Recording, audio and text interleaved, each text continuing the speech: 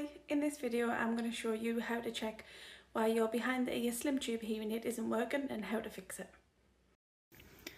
So when you've got your behind the ear slim tube hearing aid like this type, this is our typical NHS hearing aid that you would get in most places these days. If it's not working, you want to see why it's not working. So the hearing aid should always make a noise in your hand. So if you open and close your hand around it, it should make a noise.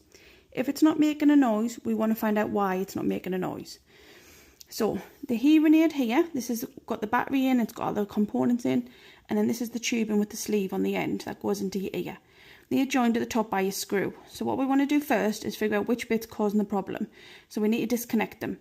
So at the top where the screw is, if you hold that screw in one hand and turn the hearing aid with the other hand, they should come apart.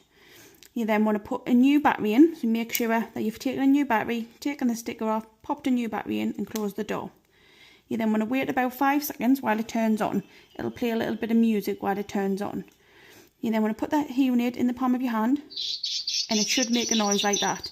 That noise is good. That noise means the hearing aid's working. That's the noise you want to hear. If when that tubing is attached there's no sound coming out like that, then there's a problem with this tubing. So what we want to do is check over this tubing. This little bit that goes in your ear here has a hole that runs through just there. That hole's got to stay nice and clear. If that hole gets blocked, then what we want to do is take this off, give it a good pull. Hands are a bit slippy, and that should just come off. Then on the end of that tubing, you've got what we call a filter, a wax filter. Now the sound travels down this tube and through this filter.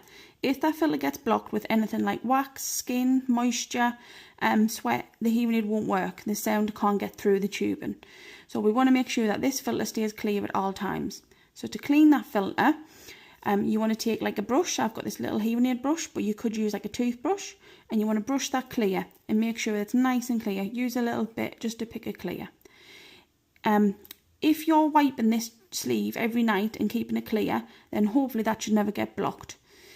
If that is too far gone and cannot be unblocked, then you need to change it. So you either want to change the filter, if you've got a packet of these wax filters, or you want to change the whole tubing with the sleeve on the end.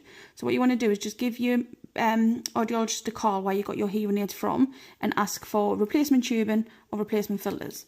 If you get some replacement tubing, then you want to attach it to your hearing aid. Just make sure that you're using the right tubing for the right hearing aid. Under the sleeve here, there's a red number 2R there, which tells us it goes on the right hearing aid. So you want to find the hearing aid with a red dot and then screw those together like so, and the hearing aid should whistle again. If it's not whistling, make sure you've got a new battery in and that end nice and clear, and it should be fine. Again, if it doesn't again, which is very rare, then get in contact with your supplier to look at maybe getting a new hearing aid.